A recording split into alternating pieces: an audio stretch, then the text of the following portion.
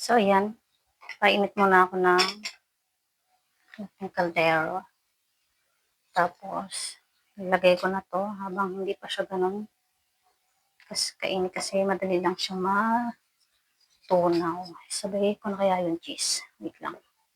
First time ko itong gagawin mga nina. Ayan. Sabay na natin para optional lang naman to. Pag gusto nyo ng alam nyo yan, may cheese. Ako kasi gusto ko ma-cheesy. Ayan.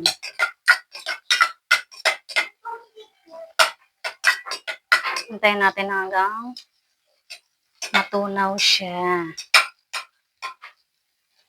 Tapos ilalagay ko na to.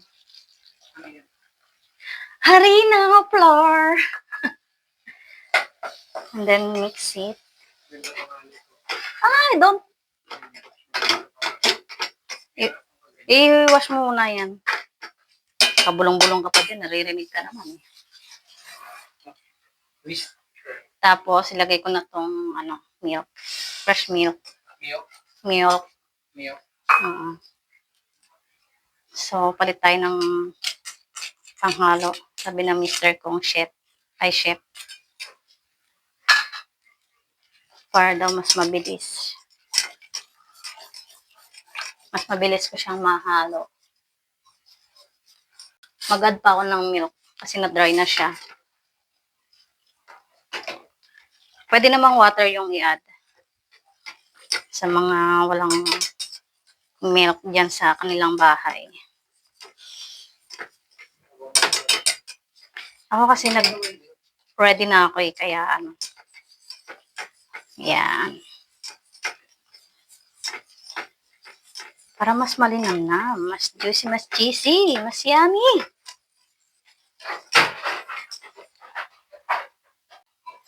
Ayan, okay na siya. Hangoy na natin.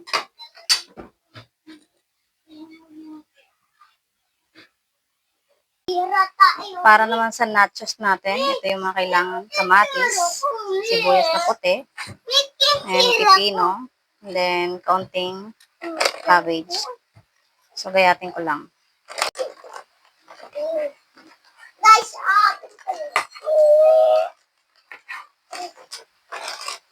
Yan, fast forward. Tapos ko na ang kamatis, magayat.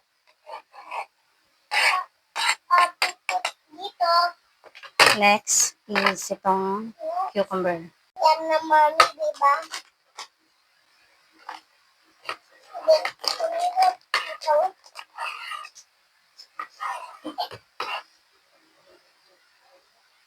Tingnan mo yung pipira. Ayan, tapos na. Fast forward again. Next is yung cabbage muna. Ilalas natin tong white onion para hindi ako mayak-iyak. Hello. Tanggalin ko lang yung part na matigas. Hawain ko siya lang.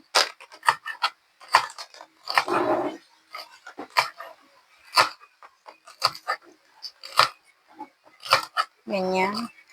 Maninipis. Yan, done. Done? Yan. Next, white onion. Done.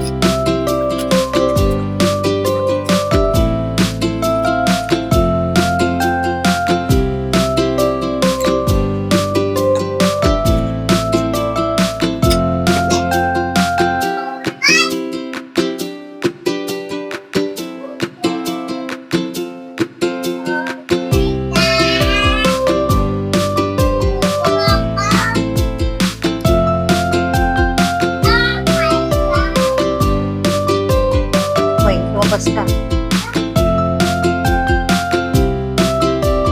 Oh my God! Oh my God! Tara! Yan na. Happy nachos. Made by Annie. So yummy. Very satisfied na naman ako nito. Tara, let's eat. O yan. Tikim yung time na.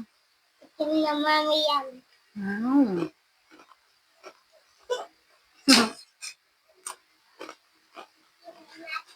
Up. Natin.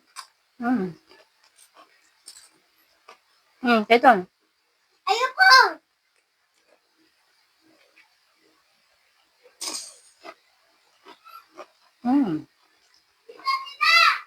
Up.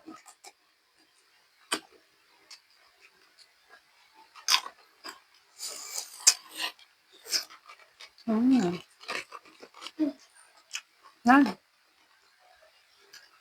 Perfect lang yung lasa na ginawa kong sauce. Hindi siya maalat.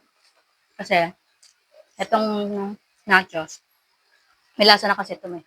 Maalat na tong ano, yung chips na ginamit ko.